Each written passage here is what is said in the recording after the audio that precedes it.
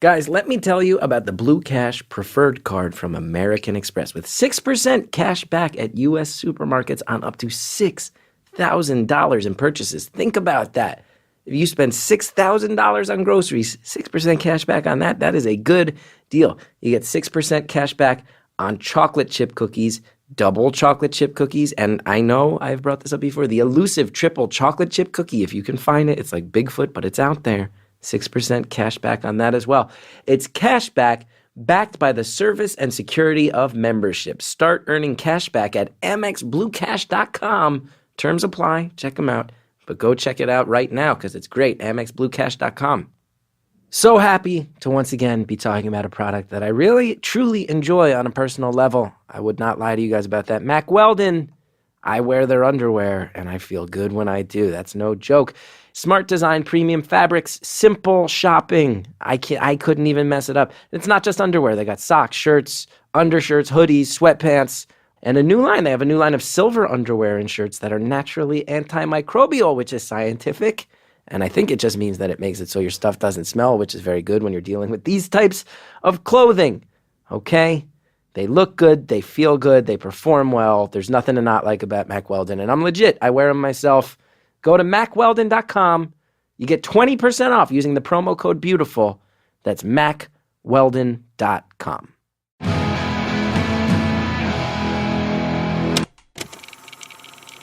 Hi, Frank, and everybody else. But if your name is Frank, you just got real freaked out.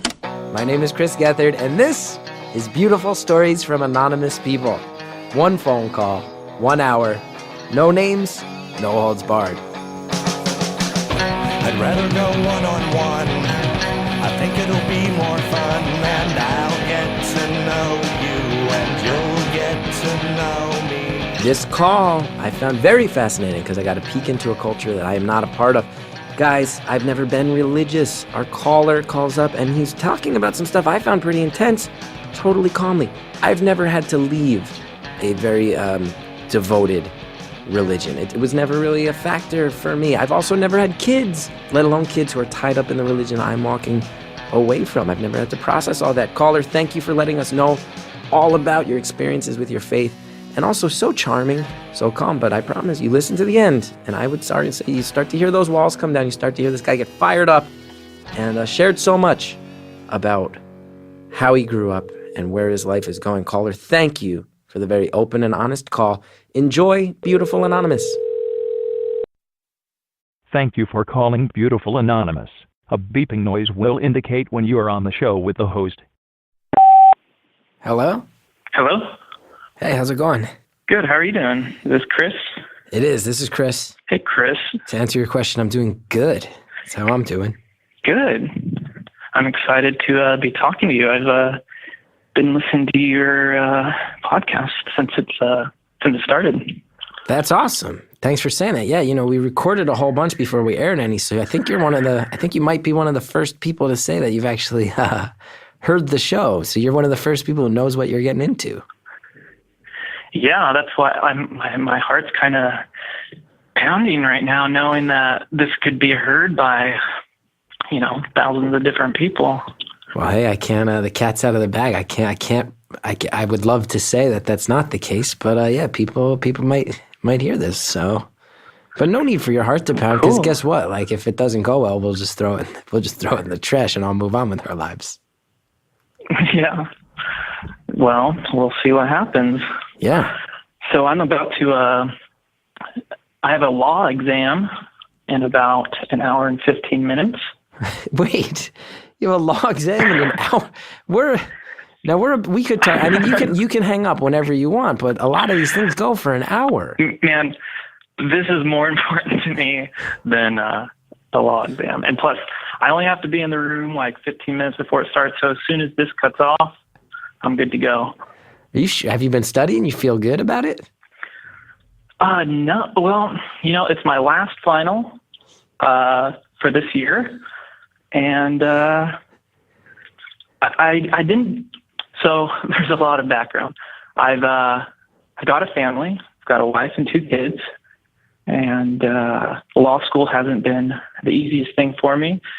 And I've spent the last couple of years trying to learn how to balance it. And usually during the semester itself, I don't get a lot done, don't do a lot of reading. But then the few weeks leading up to the finals, I spend most of my days from I usually leave the house at 7 a.m. and get home at close to midnight, just trying to teach myself everything that I wasn't able to do during the semester because I'm working as well. And so, a lot on my plate. So you designed this whole stretch of your life around cramming, last minute cramming. And today you're opting to do this instead of cramming. What's the class? Yeah. What class is it? So this one is that's why I'm not too worried about it. If last week, if you had tweeted and the number and I was about to go into my constitutional law exam, there's no way I would have called. But this is a professional responsibility. This basically talks about ethics of being a lawyer and how you're not supposed to have sex with your clients and stuff like that. Yeah, those seem like more. So it's more common sense. It's more common sense. Yeah, questions. More straightforward. Exactly. Yeah. So this class is mostly making sure you're not like some lunatic dirtbag. Yeah, exactly. But surprisingly, there's still a lot that get through the cracks, and there's a lot of that too. Oh yeah, you hear that. So when you decided to start law school after you had a family, huh? Yeah, I did actually. So I never was big on education. In high school, I grew up in a small town of 1,800 people. Education wasn't really the thing. Everybody was going in the military. And I was raised Mormon or LDS, and instead of going in the military, my thing was to go on a mission.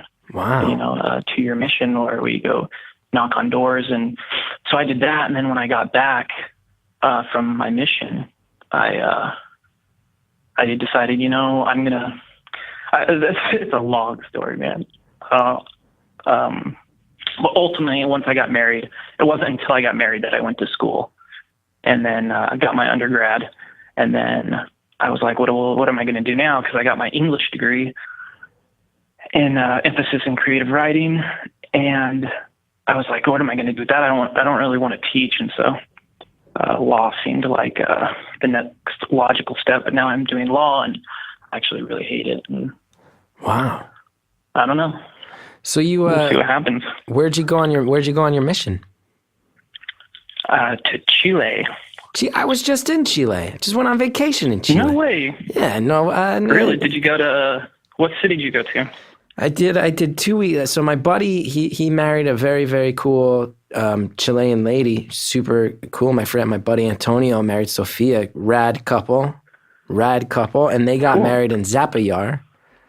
So we flew into Santiago, drove up to Zapallar, did a couple days hanging out in Zapallar, which is like this beach town, very fun.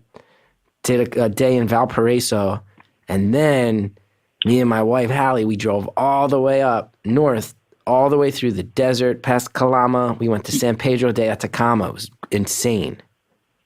Yeah, cool. See, I was never up that far north. I was more in the southern part. The lake country where it was a little colder. You did the lake country. The lake country? Yeah, exactly. I was, where it was really green, but also could get pretty cold in certain times of the year. Yeah, we weren't sure. Should we go north? Should we go south? We went north. We don't regret it. Yeah, you can't really go wrong with Chile. I mean, it's a beautiful country and lots to do. Also, though, I learned there, pretty ultra-Catholic country. Yeah, they were. They were pretty receptive to us, actually, to the missionary work that we were doing, because they had that strong religious background. Oh, so the shared religious dedication meant that they were willing to have a conversation, even though the faiths didn't totally match up. Wow! And did you? Yeah, they almost they felt kind of bad turning us away because they felt like we were sharing in a similar type of work, I suppose. That's cool. Because, I know I went to high school with this kid named Gabe. He was super cool, really cool guy. But also he was like, He was a cool guy. He grew up in the Dominican Republic. He told me that in the Dominican Republic, him and his friends, when they were like preteens, used to make a game out of trying to steal the bikes of Mormon missionaries. That was like a game in their neighborhood. Who can steal the bikes? Yeah. I didn't have a bike. I didn't have a car. I literally just walked for 2 years. You just walked around talking to people about faith. I just walked. Yeah. Which, it was good. I mean, it was really hard because I didn't know Spanish beforehand. And so I was just flown into this country I'd never heard about. I mean, I knew there was a country called Chile, but that was about it. And taken to this country and paired up with this guy, a Chilean, who didn't know a lick of English, and I didn't know any Spanish. And for the first 6 months, I just spoke, the broken Spanish that I'd learned after learning that I was going to Chile, and learned it after that. Wow, so it's like a real odd couple where you're running around this place you don't know with a person you can't speak to. That's very real. And it's 6 months. Yeah, and then I was there for 2 years, but that first 6 months it was pretty tough because I was completely alone and trying to learn this language with this guy I didn't necessarily even like. So now, if I may have heard you wrong. I think you said I grew up Mormon, or I was raised Mormon, something like that. Did I hear you wrong? Or are you still a practicing Mormon? Or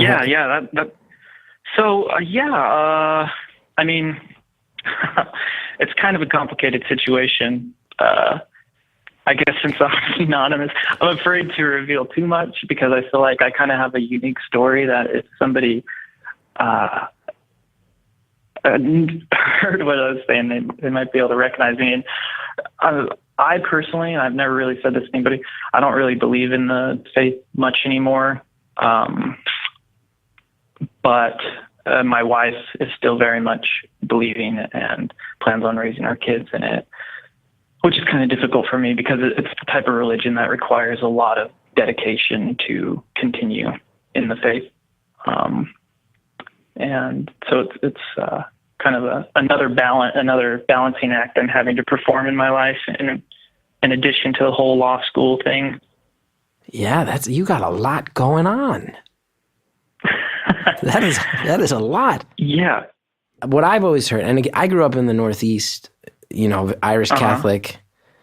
So you hear about Mormonism, and I think a lot of people, what I have always heard, and again, this comes from a place of total ignorance. I'm the first to admit that. This is just stuff you hear, but the stuff you hear on TV or in tabloids is that leaving the Mormon faith can be very hard because you're effectively stepping away from your whole community. Is that? And that's. I think that has been the hardest part because I've had an open discussion with my wife about this, and I told her that I was having my doubts because, I mean, the whole Mormon faith is based upon a guy named Joseph Smith and the claims he made, some 200 years ago. And so if you can discredit that, the whole thing kind of tumbles. And with the internet and the availability of information, it makes it easy for one to gather information when you're questioning, and which was kind of what I was doing.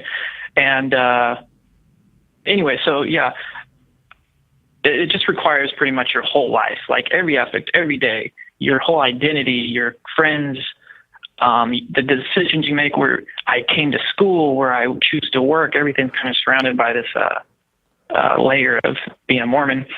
And when you find out, or when you decide not to believe anymore, it really affects pretty much every aspect of your life. Wow. Do you remember what piece of information got through and gave you the doubts where it came tumbling down? Well, I don't, man, I just think, it's really interesting. I know this isn't really an answer to your question, but there are really smart people in the LDS faith, which is, Mormons are, the official name for the Mormon Church is the Church of Jesus Christ of Latter-day Saints. And so people call us LDS for Latter-day Saint. And there are a lot of intelligent people, doctors, lawyers, philanthropists, all who are Mormons who've gotten they're just very intelligent people, and then they believe some very fantastic things about Joseph Smith seeing God and Jesus Christ, and then the whole polygamy thing and how it was ordained of God, and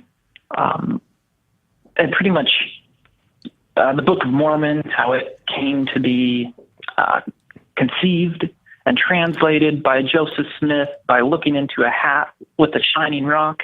I mean, there's this very unique and odd things that normally you would find in like a science fiction book, but now it's like real and they believe it.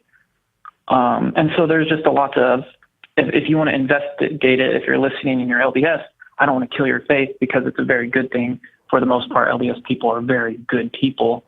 But at the same time, I feel like I was living a lie to some degree. Wow. That's not easy. You say you've talked with your wife about it, but are there so are you effectively still living within the Mormon community, knowing that? Oh yeah. I'm fully immersed, 100%. I'm at church every Sunday.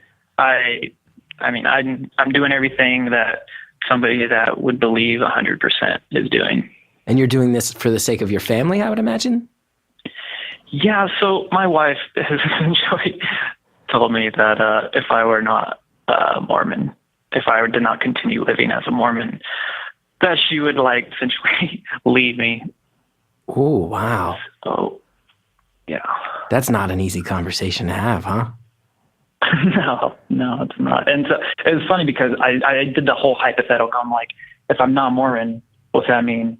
And she was like, well, because in the Mormon faith, the person you marry on earth is the person you spend eternity with, your whole afterlife with. And so if you stop believing in the Mormon religion, you essentially are not entitled to that whole afterlife. And so to her, if I'm not going to be Mormon, then she's wasting her time with me and should go find somebody who is believing that can be with her forever. Wow. If that makes sense. So that does present, and again, I'm very unfamiliar with the actual day-to-day nuts and bolts of the Mormon faith. So hopefully, if I step on any tones or say anything where you're like, that's an ignorant thing people say all the time. So where I grew up, I was the only Mormon in my whole high school, and I had to pretty much teach everybody everything. So every ignorant thing that gets said, you've already heard 1,000 times then. Yeah, exactly. Cool. I won't worry about it then. But it does sound like there is some world in which if the faith is on target, that there is some potential that 1,000 years from now, your wife will turn around and be like, "Hey, I told you so," and you're going to be like, "Well, yeah, you were right. Glad I stuck with this. Glad I put in the effort every Sunday." Yeah, exactly. And well, I don't know, because oh man, this is such a complicated topic because it goes so deep. I legitimately don't believe in it. I think there is 0% chance of it being true. So I'm not really worried about that. So you're putting on a show. It's fair to say you're putting on a show. Yeah, 100%. Wow. Yeah. So it's an interesting dynamic, I guess. I wouldn't even call it dynamic because it kind of just envelops my whole life. That's just day to day what it is. And I've just kind of weighed the consequences of coming clean against ultimately the most important thing to me is having my kids be happy. Right. And so I just want to, will they be happier if I put on this facade and I stay together with my wife, which is fine. I love my wife very much. But I know if I came clean, it would probably eventually, result in separation or something. Well, can I ask you a hard question? For sure. Okay, hold on, right there. I know I'm interrupting the call. I get it. I know, but let's everybody just take a deep breath. And I know the best way for us to all take a deep breath is for me to tell you about some of the kind people that help make this show happen.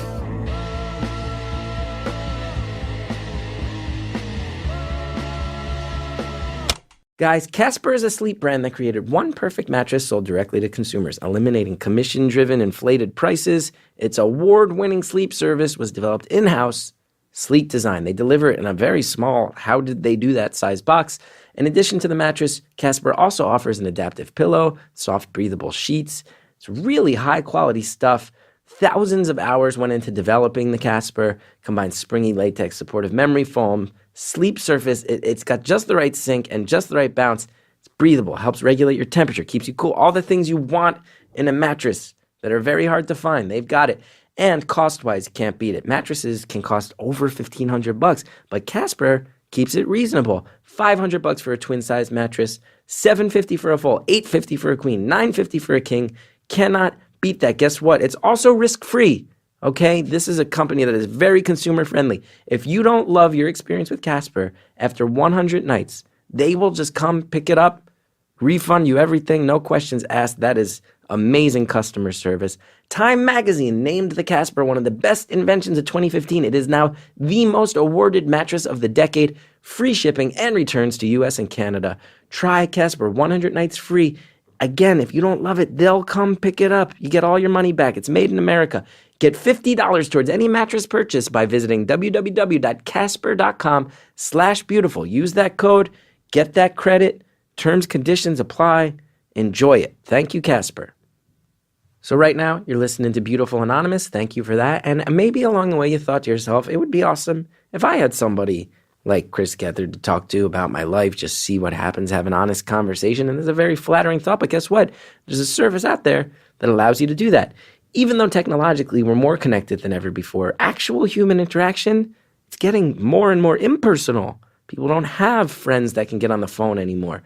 Okay, we were depriving ourselves of that actual gratifying connection. This is where the Chirpy network comes in. It's a service that lets you rent a conversation buddy. This is not social media. This is not texting. It's a real person who keeps you company on the phone at your convenience. They say that it's easier to talk to a stranger because you don't feel like you're being judged for who you really are. I think this podcast proves that.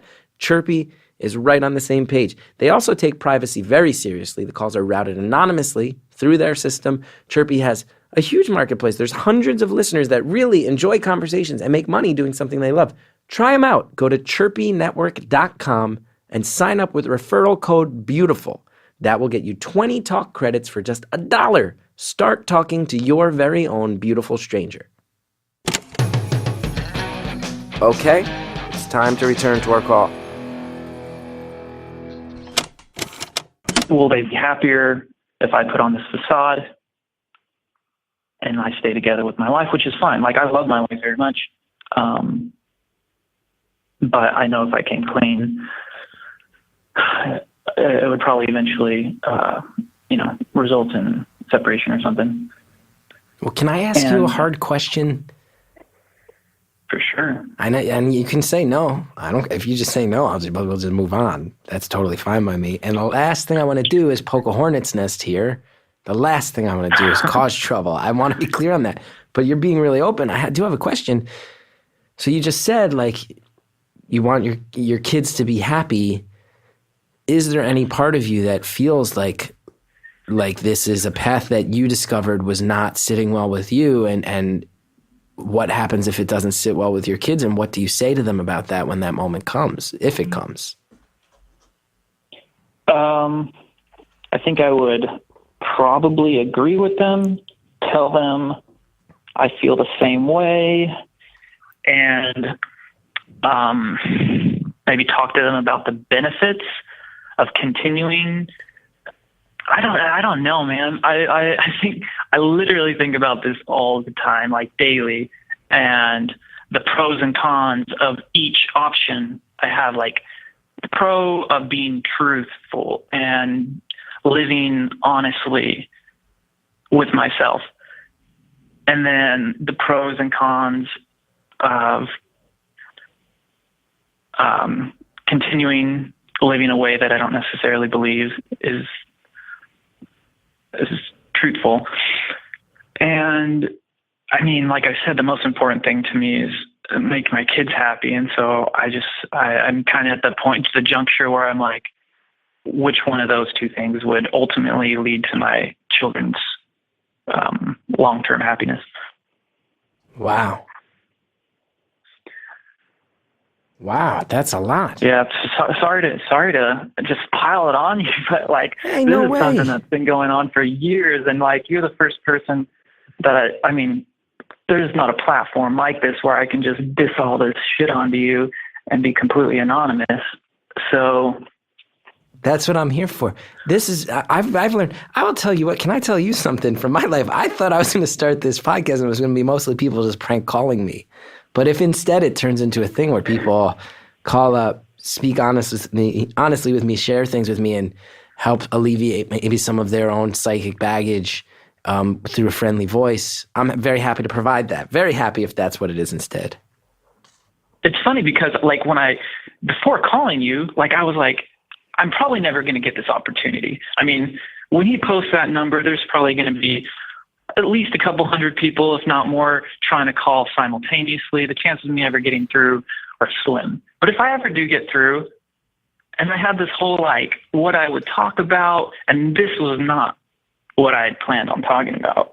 Wow. I have no idea. I was just going to share some funny stories and call it good, but and then definitely took a different direction than what I anticipated. And then my calm, dulcet tones and inviting demeanor laid a trap that has you telling me all about your conflicted faith and relationship with God and family.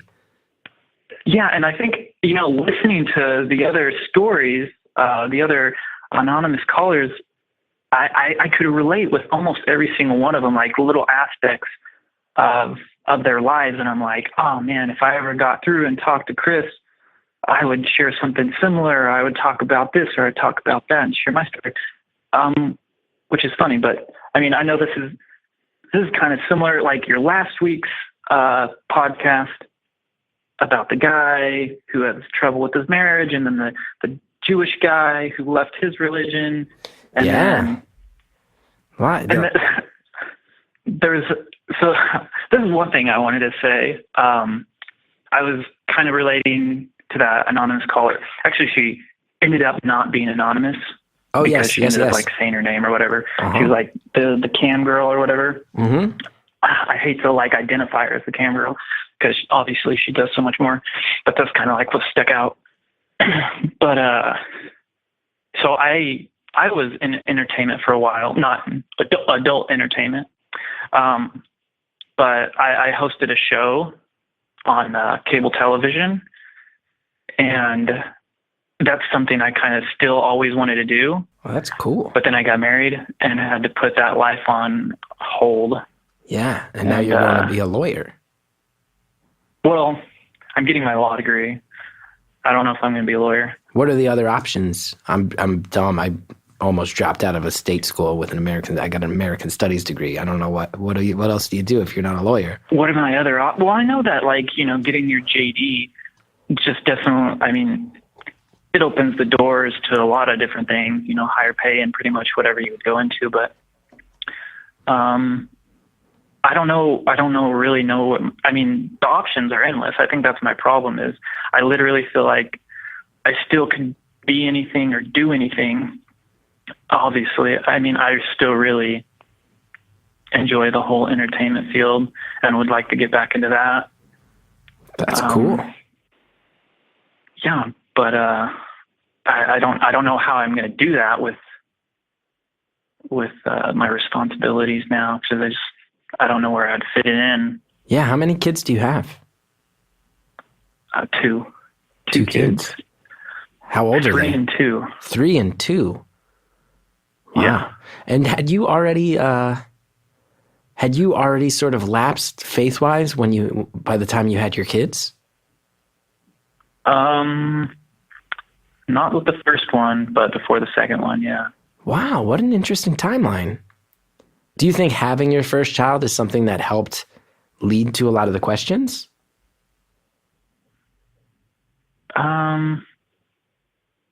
No, I mean, I think if anything, having kids added to, like, I feel like I'm a very spiritual person.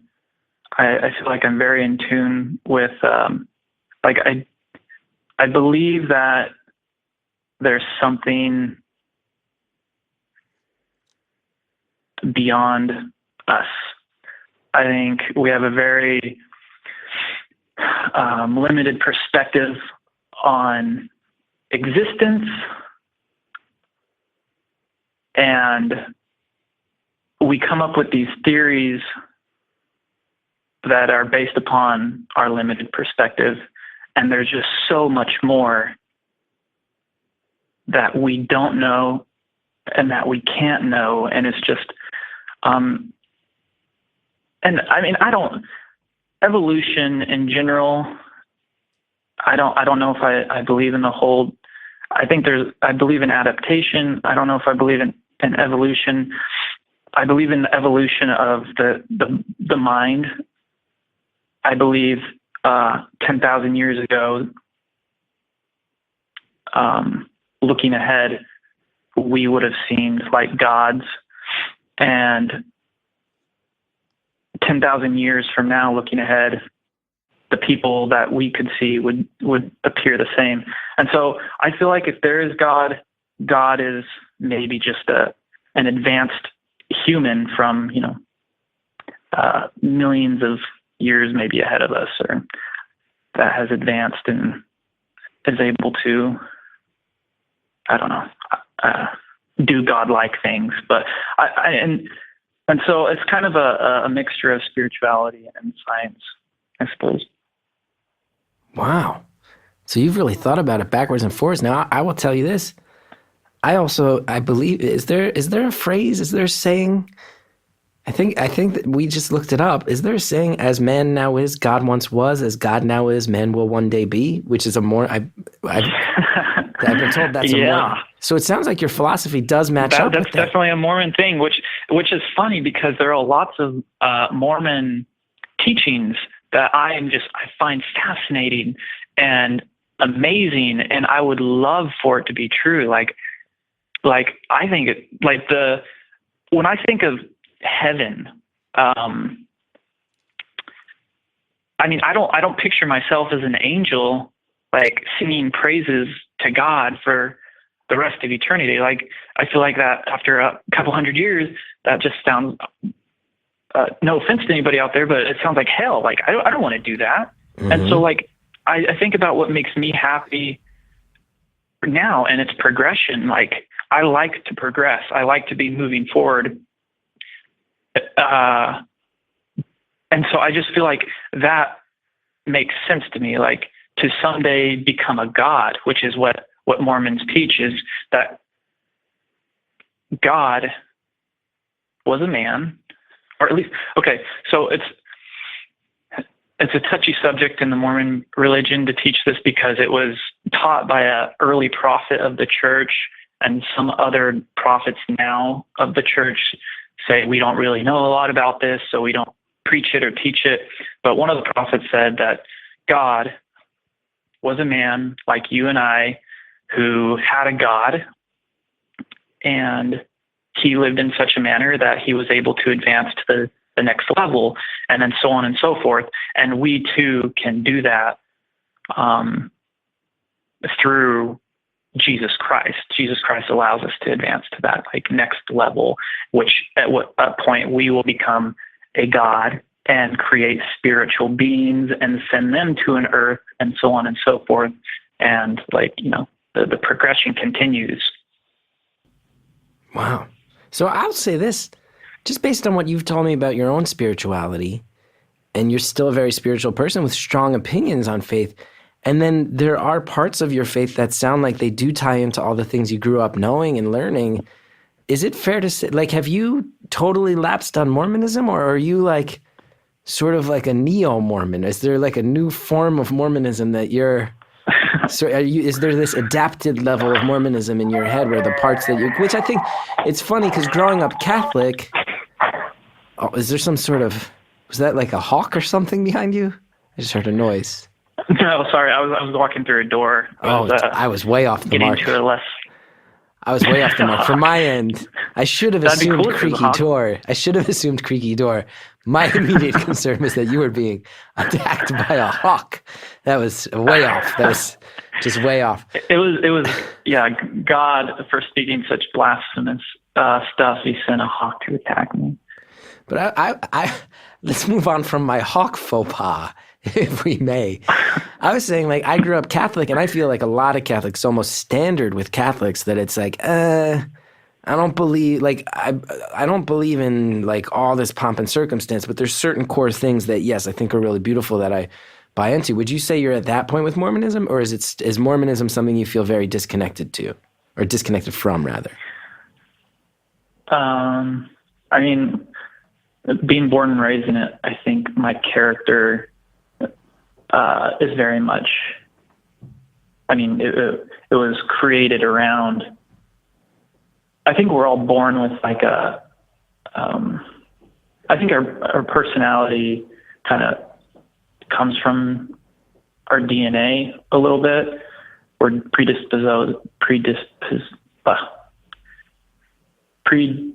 Disposition. to Nailed it. certain things, and then other things we learn and observe. And I think Mormonism is something my character was formed around Mormonism, and so I'm more inclined to believe certain things and feel certain things. So that's the because of platform that. upon which your spirituality now stands. That was the launching point. And I think it's just a cool story in general. Yeah. Like, I just find it fascinating. I would, like I said, I would love for it to be true, but I just simply, I mean, and belief is something that I've kind of, I'm learning is something we choose to do. We can either choose to believe or choose not to believe, which in the Mormon community is kind of hard sometimes because a lot of them preach that they know. Like, they know that Joseph Smith was a prophet. They know the Book of Mormon is true, like a true word of God, and they know. But my vocabulary is more like, I would like to believe it. I would like to believe it. I would like to believe it. But it's hard for me to give in certain information that I've learned and things. But I mean, I can always choose to believe, but if I choose to believe, then I'm having to push aside so many other things that are factual. So it sounds like, if I may coin a phrase here, I might coin a whole phrase that starts a whole, who knows, this could open a whole door. It sounds like you're sort of All like, right. It sounds to me like maybe you haven't totally walked away. It is still the foundation. It sounds like maybe you could be termed Mormon casual. Well, you know, it's funny. They have a term called Jack Mormon. A Jack Mormon is a Mormon that's kind of gone astray. A Jack Mormon. But is that like that? So is that? I got a question. I got a killer question. This one might tug at your heart, though. I don't know if it's fair to ask. This is a killer. Can I? And you don't have to answer it. I'll answer it. I don't care. You might. Who knows? You can't say. You don't know how you're going to react to this because it just occurred to me. So there's this faith, and you were raised in it, and there's some people you've indicated. There's maybe some people who are a little dogmatic, people who are a little rigid. You've read some stuff that you just straight up say, I cannot believe that. I cannot believe there's aspects of this that feel fictional, and people preach it as fact, and that feels disingenuous or maybe even off-putting in some way. You're sorting out your own faith.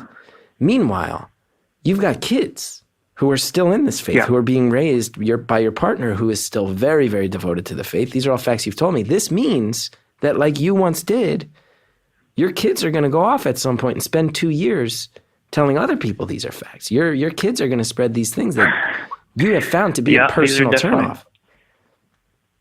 Yeah. That must keep you up at night, huh? Yeah. There's a lot of things that keep me up at night, and that's one of them for sure. Wow. Yeah. Don't miss the rest of this conversation, I'm telling you, okay? We'll be right back after this very short message.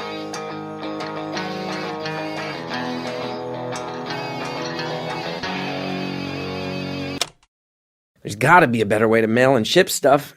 Going to the post office, standing online forever with a bunch of grumpy people.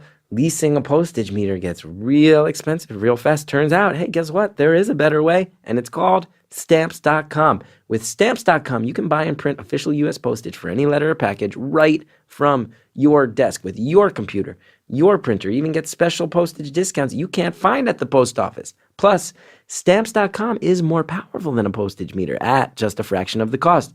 You can save at least 50% compared to a postage meter and avoid the horrifically time-consuming trips to the post office. I enjoy Stamps.com. I remember the Gethard Show when we started it back in the day. We sold T-shirts, and I would go and show up, and I'd have, like, if I had 10 packages, everyone would be staring at me like I was the devil for having that many things to mail. None of that social anxiety, none of that stress because of Stamps.com. Right now, sign up for Stamps.com. Use my promo code BEAUTIFUL for this special offer, 4-week trial, $110 bonus offer, including postage and a digital scale. Do not wait. Go to Stamps.com before you do anything else. Click on the microphone at the top of the homepage and type in BEAUTIFUL. That's Stamps.com. Enter BEAUTIFUL. Thank you to all our sponsors. Super cool of you to get on board with this one. Let's get back to the phone call. Yeah. There's a lot of things that keep me up at night, and that's one of them for sure. Wow. Yeah.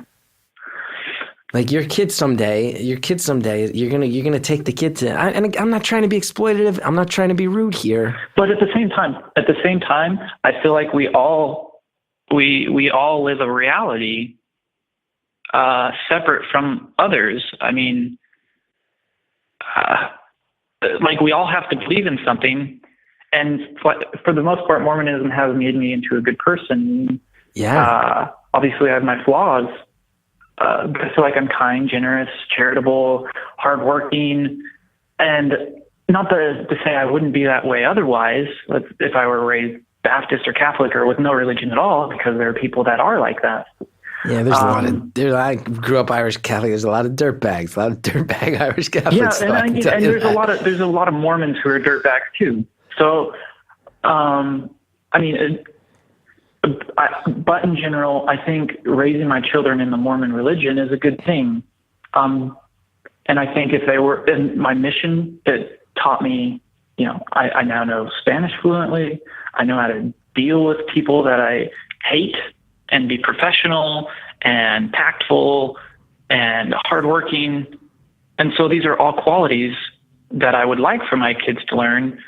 And so it's my place to, push off my beliefs onto them. I mean, I don't necessarily like that my parents did it to me, so I'm not going to break them from something that would maybe be beneficial in their life. And if they decide later on that that's not something they want to do, I wouldn't, disown them or anything like some people do. Are there other underground, I guess, because you can't talk about it. You go to the church on Sunday, there's got to be a couple other people sitting in there looking at their phone, looking at their phone when they get a chance, right? I think there's a lot more than anybody's willing to admit. And I think it's for the sole purpose of the reasons I've mentioned is the community. Actually, you brought that up. The community. I mean, are you familiar with the Provo, Utah area? Provo, Utah. I've heard those words said a couple times in my life. Sure. Yeah, that's where Brigham Young University is. Yeah, BYU. Anyway, that's kind of like the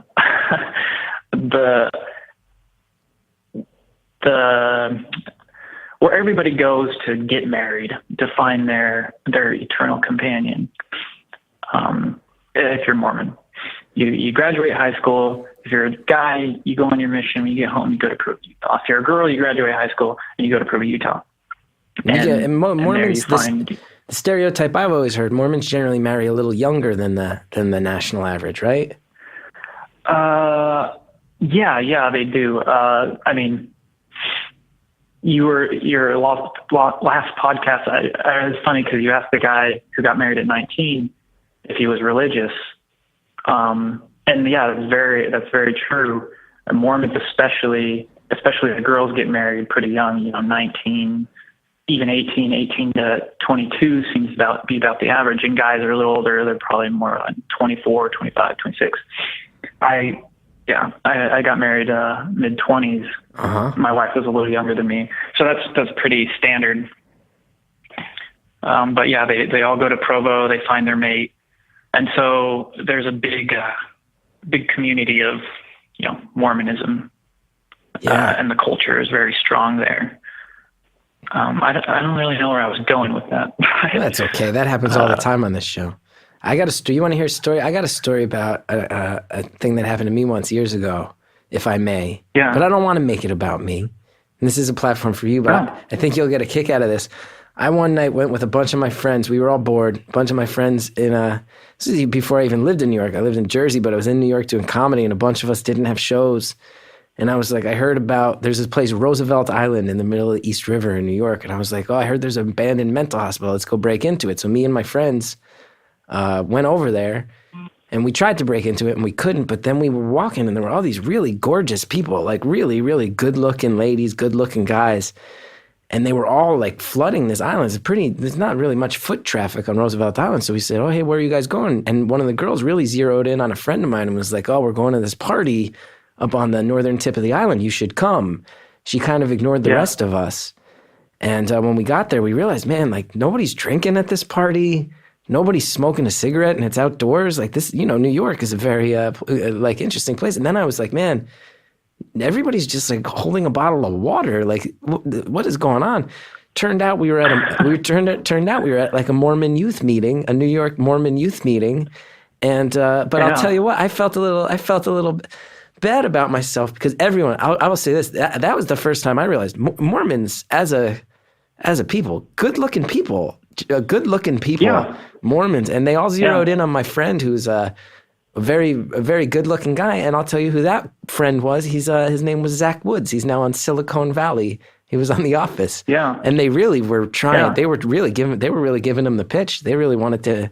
They were really hoping. They kept inviting. They took his number and they would text him and invite him to more Mormon events. I never got invited one time.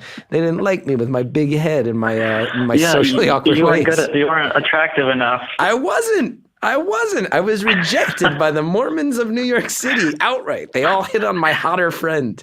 Both hit on him romantically through flirtation and religiously through recruitment. Yeah.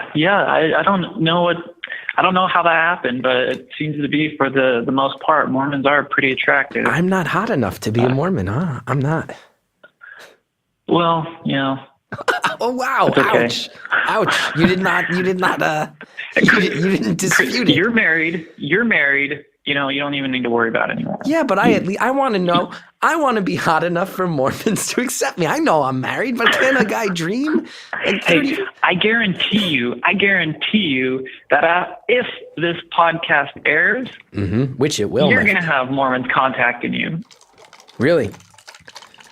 Sorry, yeah, I can almost guarantee it. Yeah, I would love that. And especially if you feel like you're not good enough. Oh wow! And you say that you had interest or whatever, I would give it like within hours of it airing. Really, somebody would be contacting. So you're saying just through jokingly saying I wish I was hot enough to be Mormon, I've opened a door where I will probably be there will be a conversion attempt at some point. I could almost guarantee it, yeah. Wow. Well, I'm always happy to have a conversation, but anybody who's listening and thinking about maybe trying to convert me, I can let you know that I'm very flattered, but ultimately, I'm not going to convert. Well, I don't know if that's going to thwart them. They're really good at getting around no's. Who knows? Hey, give it your best shot then. Give it your best shot. So what else? You said you had some funny stories. You said a couple times that your story cuts very deep. You said you had to be vague because your story is so specific. What else? We got a little under 20 minutes left. I'd love this conversation. Thank you for having it. What else? What else do you need to let me know about your life? What else do you want to get off your chest while you got me here? Let's see.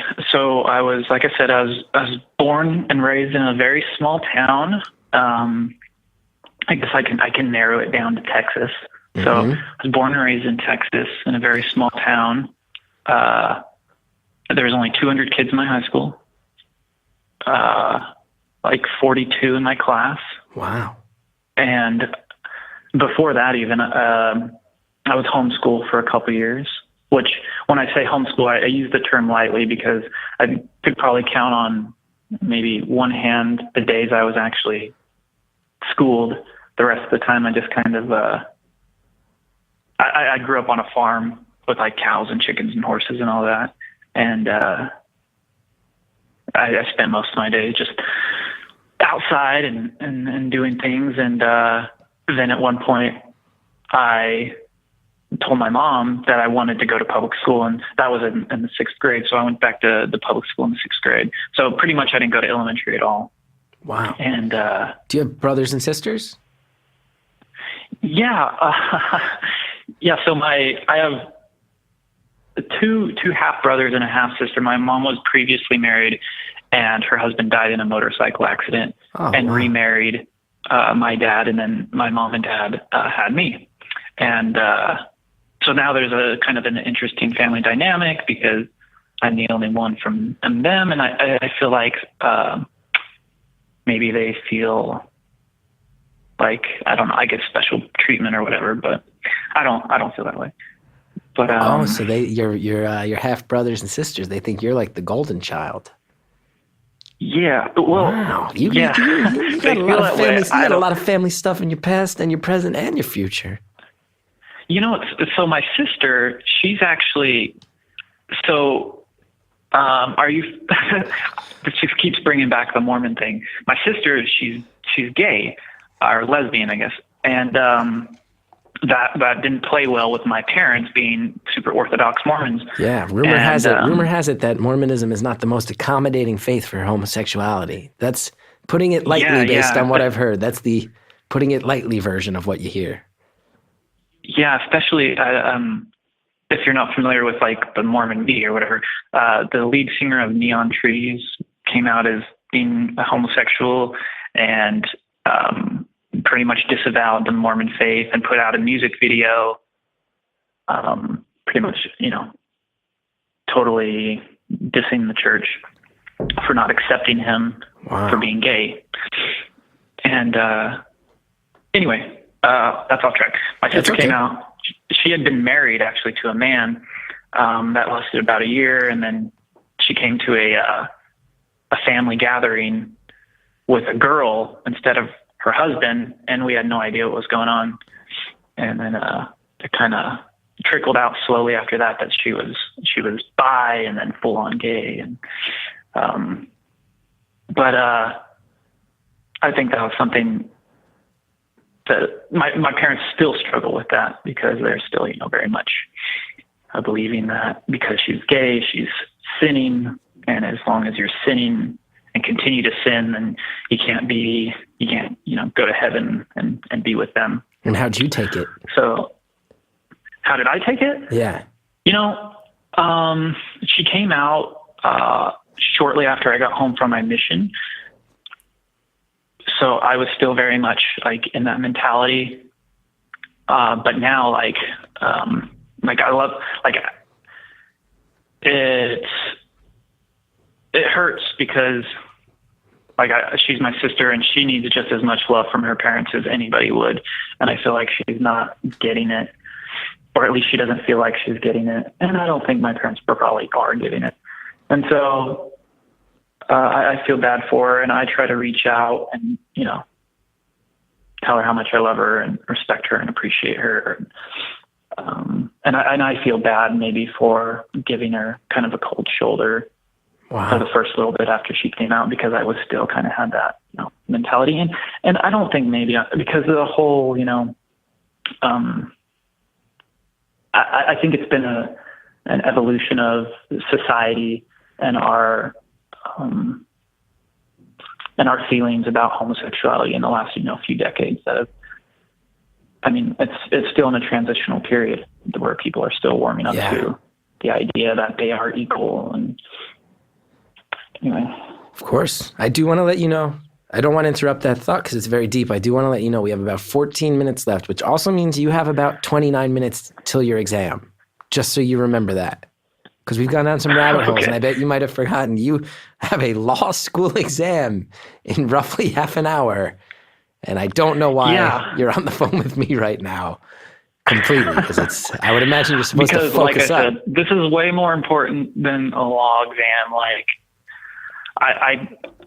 I'm probably the shittiest law student that's ever gone to law school and has been able to get through law school. Like, I give it the absolute bare minimum effort, and I scrape by. And I'm very calculating in that way. I know exactly what I have to do to scrape by. So And that's all I do. Most law school students, I think when you opt into law school, most people are, because I was the type of person that was scraping to get by. I was also praying that I'd never have to step into a classroom ever again. Law school students are generally very studious people.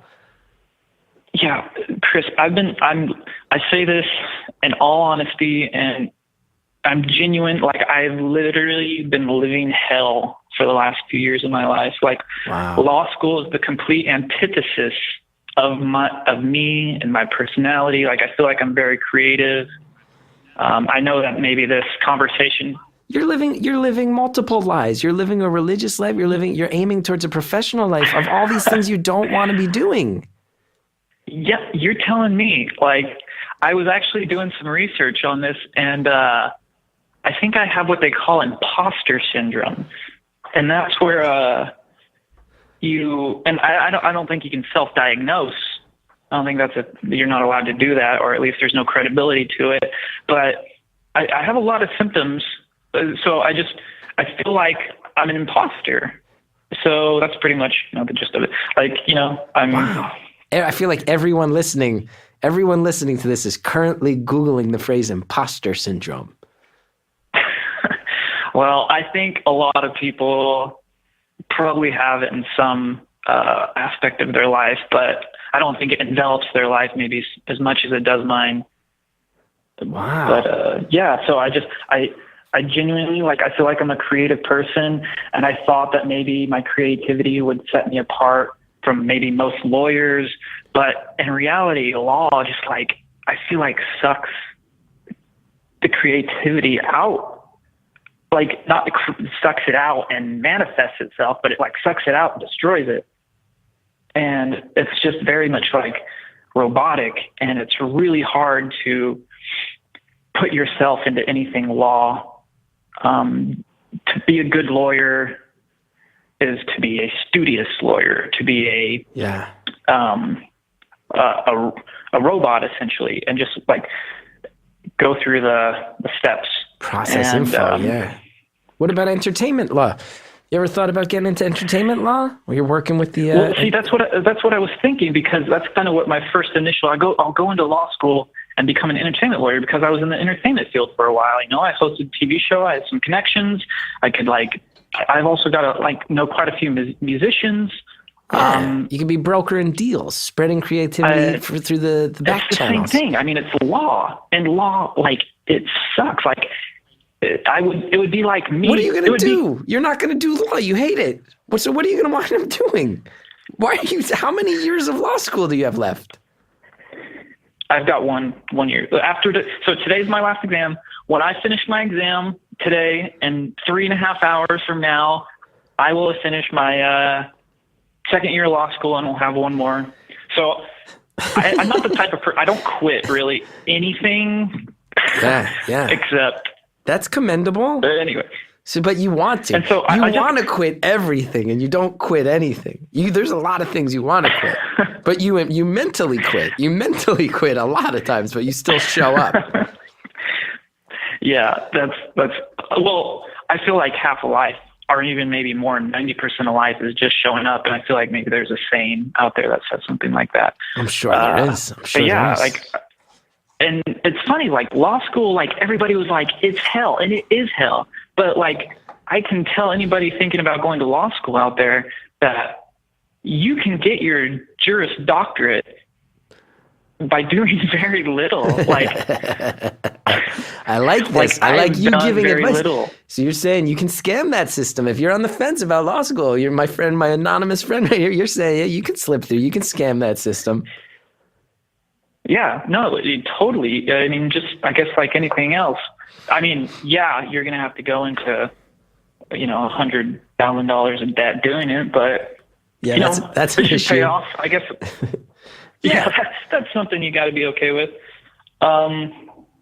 But so yeah, I've got a year left, and then I said I'm working like 24 hours a week right now. This summer I'm going to be working full time. It's a pretty steady job at a firm.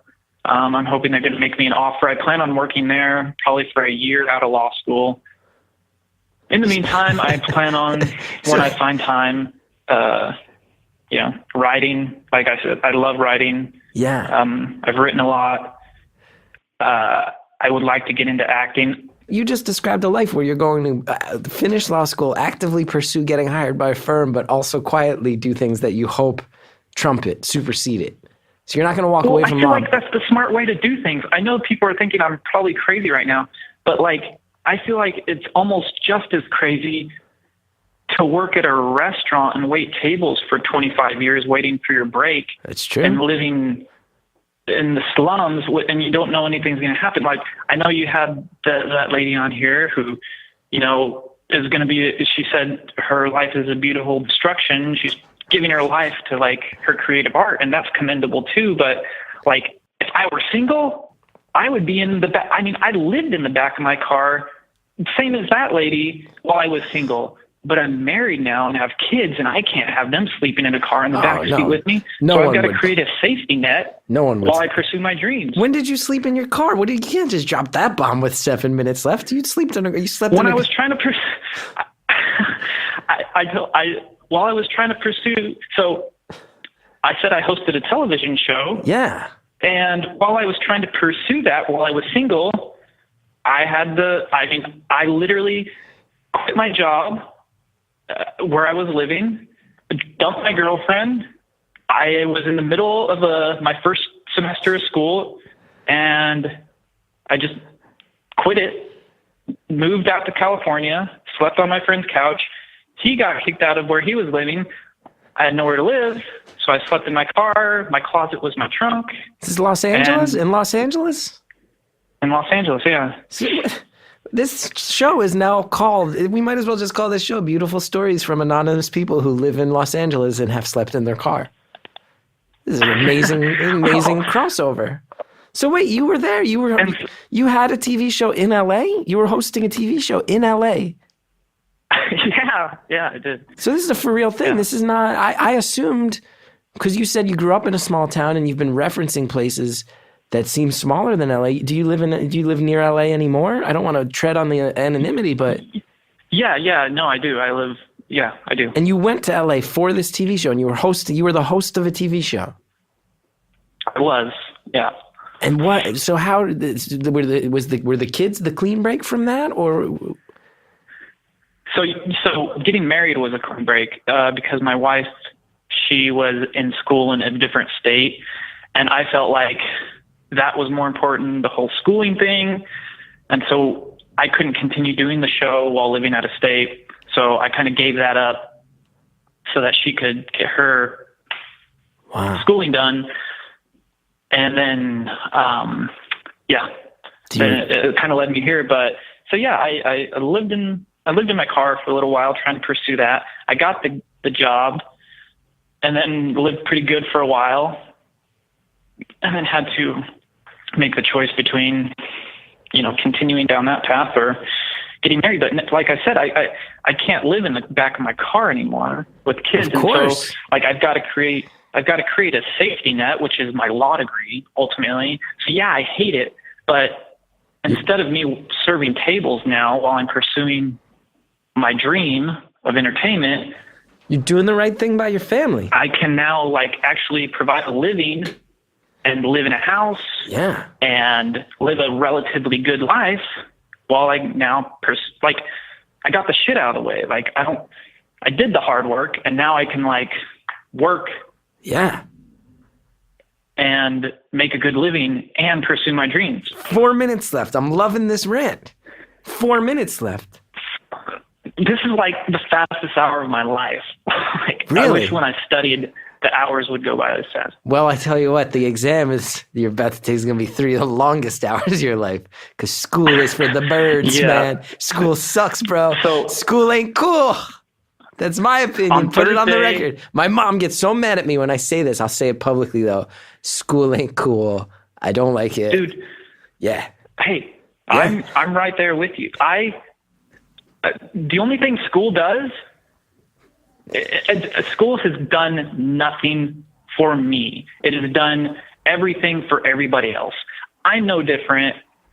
I feel like I know something that I didn't know before, but it's nothing I want to know or is beneficial in the long grand scheme of things. Exactly, And yeah. the only thing it's done for me is get the respect from people that people should have been giving anyway. Status. It's a status symbol.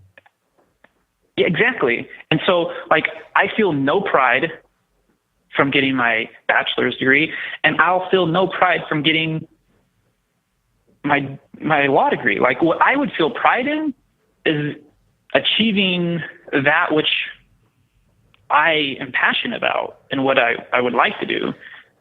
So how are you what's the game plan on that? Do you think you're ever going to be able to take a stab at it? Or, I mean, it's family versus chasing the dream, and it's stability versus I taking don't the think risk. it has to be versus. Mm-hmm. I don't think they're in competition with one another. I don't think they have to be butting heads.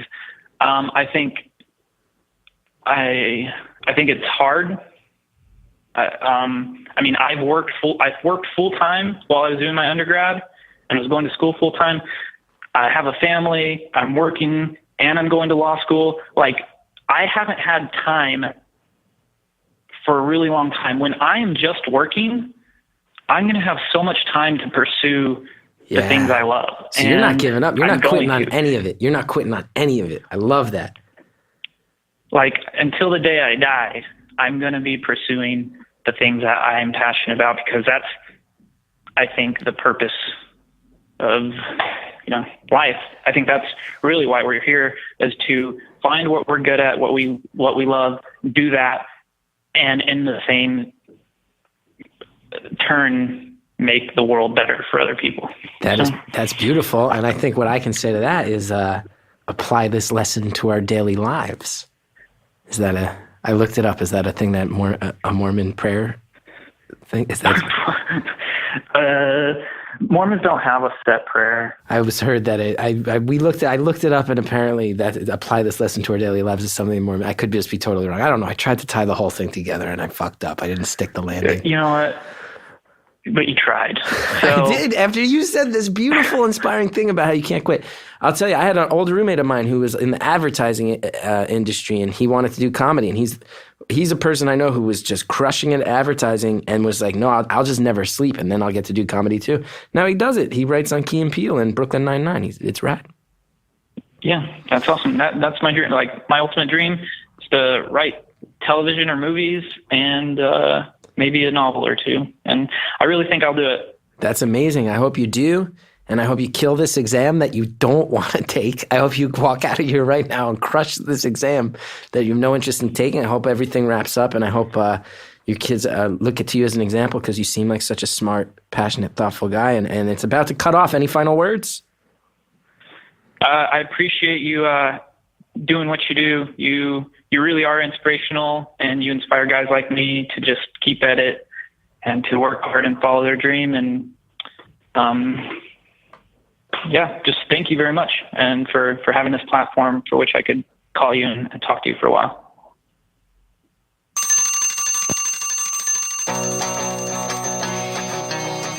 Wow, caller, I hope everything sorts itself out. I hope that you and your family and your faith and your world as you live in it all become what you want them to be.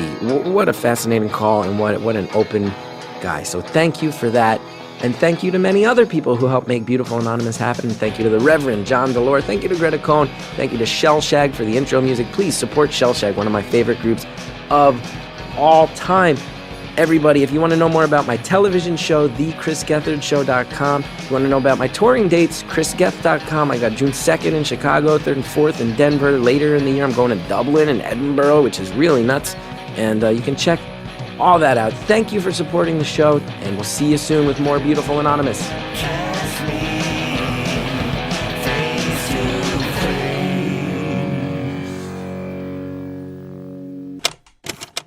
Let me tell you about the Blue Cash Preferred Card from American Express with 6% cash back at U.S. supermarkets on up to $6,000 in purchases. That means 6% cash back even on those cheeses that you can't pronounce but you eat anyway. Start earning cash back at AmexBlueCash.com. Terms apply. Check them out. Sign up, AmexBlueCash.com. Next time on Beautiful Anonymous. Don't think I'm trying to avoid any deep subject. I'm not. Not at all. The brain goes where it wants to go. Absolutely, and that's what this is for. And I feel like sometimes things get heavy here, and that's okay, and I'm okay with that. But I certainly enjoy going in both directions. I like it. I like you. Yeah. I like this conversation. I like you. No, I like you. Well, we like each I other. like this. Yeah, I'm into it. This is a real mutual good. appreciation society here. Aw, that should be our album name. Yeah. Mutual Appreciation Society. If we ever meet in real life, maybe it'll develop into something where we start a musical group, put out an album. Next time on Beautiful Anonymous. Cry, baby, cry. Hi, I'm Sarah Thayer. And I'm Susan Orlean, and nothing makes us happier than hearing what makes people cry. On our show, Crybabies, we talk to comedians, musicians, writers, and other awesome people about what makes them cry. And sometimes we cry too. But it's the good kind of crying, therapeutic. Yeah. Like when Drew Droege told us why he loves Dead Poets Society. When it came out, I loved English. I wanted to be an English teacher. I was obsessed with that whole world, and boys' boarding school. I thought that just looked so amazing. Also, Robert Sean Leonard was an actor, and and I just thought that was such a fabulous thing to be. So listen to Crybabies. Find us on Earwolf, Howl, iTunes, or your favorite podcast app.